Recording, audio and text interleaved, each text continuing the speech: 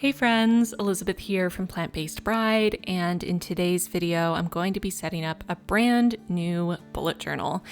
As you know, if you watched my May Plan With Me video, I will link that so you can go check it out if you haven't seen it. I have moved into a new notebook because I finished my Dingbats notebook last month. I actually ordered another Dingbats notebook and it didn't come in time, so I ended up picking up a Scribbles That Matter notebook, and I've never tried their notebooks before, so I thought this was a fun opportunity to do something a little different, and I actually grabbed a larger size. I got the B5 size, which is in between an A5 and an A4, so it's only a little bit bigger than the standard A5 size, but I'm actually really enjoying that little bit of extra space to get my spreads in. As I've mentioned before in new BuJo setup videos, I like to try to keep it simple because I'm going to be using these spreads for many months, so the more neutral I can keep them, the less likely I'll get sick of looking at them. The first couple pages of this notebook are sort of pre-set up, so the inner cover has an area to write in your contact information. I'm just writing my first name for now, but I will add my phone number after this. And my concept for the setup was to use my gold gel pen to add very minimal space and star drawings, to have a little bit of a theme, a little bit of an accent, again, while keeping it super minimal. So I'm trying out a bunch of different little star, moon, planet doodles, but trying to keep them within a certain style. I will, of course, leave all of the materials and supplies I'm using in the description box so you can check them out if you're interested. The next page is the key, and they have a bullet code and a color code. I don't personally use a color code, so I left that side blank. And I normally don't put keys in my bullet journals because I've been bullet journaling for so long. I am very familiar with my personal key. It's developed over the years, but I thought since there was a space for a key, I would write it out. Also because it might be helpful for any of you watching this who are newer to bullet journal to see a full page of the key that I like to use in my bullet journal in case you're struggling to find bullets that really work for you. I know for me personally, it took a little bit of trial and error to find bullets that felt comfortable. So the next 3 pages are the index, and I'm just writing over the header with my gold gel pen to tie it in a little better, and then of course adding my little drawings. When I'm done setting up my journal, I will go back and fill in the spreads and the pages they land on. The next page I was planning on using for my future log, but because of the way the index pages are attached to the regular pages in the notebook, the glue extended a little further into the page than is standard, and I thought this might bother me a little bit if I used it for my future log, so I decided to create my own little title page. So on the left, I have a quote, sort of. I just wrote, that new notebook smell, because we all know that smell is very satisfying. And then on the right side, my little cover page, so just a moon and a couple stars. I wrote 2019, and then I have May whatever month I finish using it. So now moving on to the future log. This is the most important spread for me to set up in any bullet journal. I really enjoy using the future log. That way I can make sure to write down any important dates that are coming up, transferring them from my last bullet journal to my new bullet journal if there are things that are already planned ahead of time. Birthdays, holidays, appointments, anniversaries, all that jazz. I like to make sure that I have it written down so that when I create my monthly spreads, I can refer to my future log and make sure I'm not missing any predetermined events or special days. This is a pretty similar setup to what I did in my last bullet journal. I found this a very practical setup. I bought this stamp set from Amazon. I will link it in the description box, of course, and decided to use this for the headers just for a slightly different look. It definitely wasn't significantly faster than just writing it myself, but I did like the look that I got, so I'm happy with it overall. The next spread I'm setting up is my grid spacing, which is extra important because I've changed size of notebook. While of course, even between A5 size notebooks, they might have a slight difference in dimensions, especially if they have a different distance between the dots. It will make it a little different for setting up your spreads. Because I've moved to a completely new size, a B5, it was really important for me that I figure out the dimensions so that as I'm setting up my spreads, it's a little simpler. You can set up your grid spacing page however you like. like. I personally like to write in the numbers for how many spaces there are vertically and horizontally. In this case, I did those on the halfway mark. And then I like to also draw in thirds and quarters. So my next page is my wish list and waiting on spread. I had this in my last bullet journal as well. I just use this as a place to write down anything that I'm craving, anything I really want to buy, to give myself some time to consider if it's really a good idea to spend my money on it, and also anything that needs to be purchased. Usually this is things for the house. The bottom section is for waiting on, so this is things that are coming in the mail, whether I ordered them or they've been sent to me. Just allows me to keep track of what's coming and when I expect it to be delivered, so that I can be aware that I have something coming. I can make sure that I'm here when they're being delivered. The next spread I'm doing is a period tracker, and I've actually never done a period tracker in my bullet journal before, but I thought it might be interesting to see it represented visually. I do track my period using both a Pearly computer because I use FAM for birth control. I also use the Clue app, but I thought it might be interesting to have it tracked in my bullet journal. So the number of dots correspond to the number of days in the month, and I'm just going to draw a slightly larger circle on top of the dots on the days that I have my period so that I can see where they fall in each month. You can also use a tracker like this to track symptoms. So you can have different symbols or different colors to represent any symptoms that you're hoping to track. It can definitely be as simple or complex as you need, depending on what you're trying to analyze about your period. The next spread is my date night spread. This is another repeat from my last bullet journal.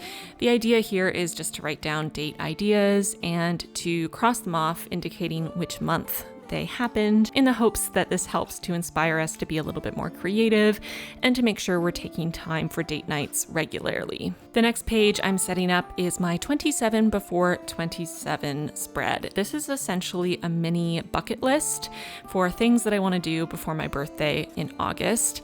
I'm not exactly sure what to put on this page, so if you have any suggestions for bucket list items that I could feasibly complete in the next few months, please let me know in the comments down below.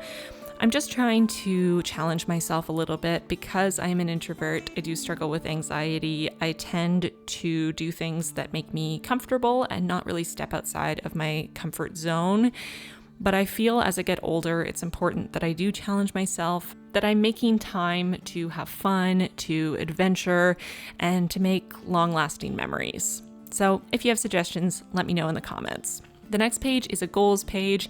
This is pretty much reiterating the goals that I talked about in my vision board video. So if you haven't seen that, I will link that so that you can see what the goals actually are and the thought process and all of that. My next spread is a cleaning spread.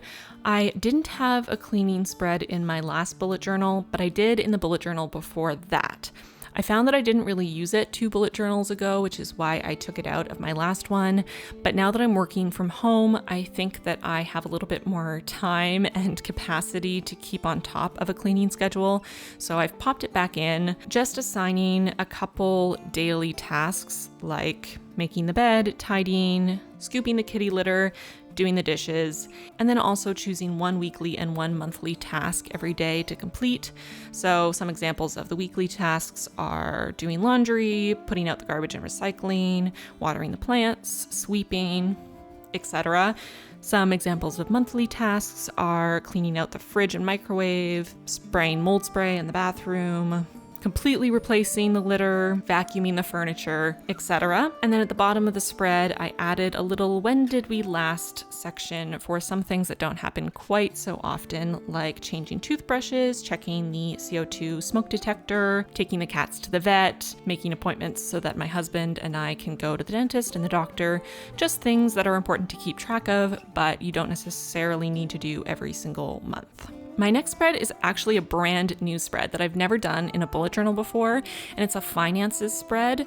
So this I developed after seeing a bunch of different savings, debt repayment, finance spreads all over Pinterest and Instagram, and I kind of came up with a plan that I think will work for me. So I split it into 3 sections: debt payment, savings, and no spend. So the first section for debt payment is just paying off a credit card. So I'll fill this in for every $100 we pay off on the credit card. I will fill in the bar. Same idea for the savings, and I have a couple different categories here. I have an emergency fund, saving up for our honeymoon, as well as saving up for an external graphics card for my computer so that I can edit my 4K footage a little more easily for YouTube, and then saving up to contribute to my RRSP and my TFSA. And then the bottom section, the no spend, is just to mark off every day in a month that I don't spend any money, in the hopes that I can keep myself from spending unnecessary money too often.